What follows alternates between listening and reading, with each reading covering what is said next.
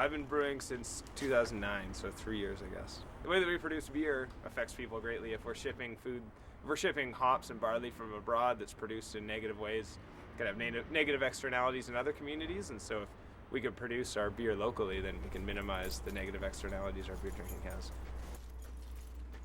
The malt we all get from Dan's Homebrewing. So I went there knowing nothing about homebrewing and came away with everything I needed. So they have everything from the information to the equipment to like all the connections for where to buy things they don't have.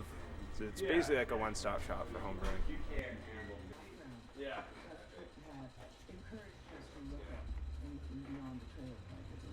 They apply for all this fun. First you have to process the grain and you mix the grain with hot water to make it fermentable. And then you're left with like a sticky kind of sugary syrup liquid almost.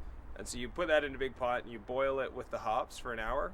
And the idea is that boiling extracts some of the compounds out of hops called alpha acids, which are bittering components. And there's lots of other things that come from hops as well, but that's like the predominantly measured one. And so you boil that for an hour, and then you allow it to cool to a temperature that it won't kill the yeast. And once it's at that temperature, you add the yeast and you let it sit for 2 or 3 weeks, depending on the beer you're making. And then you put it in bottles or kegs and you've got beer to share with your friends. I don't see myself stopping homebrewing anytime soon. I think there's a certain satisfaction that comes anytime that you physically are interacting with something that you make and you're taking ingredients and turning it into something useful that you can share with people. And so I think I've found one example of that being beer, but I think that applies to almost anything, whether it's food or building a bicycle or anything. Just transforming ingredients into something useful is very rewarding.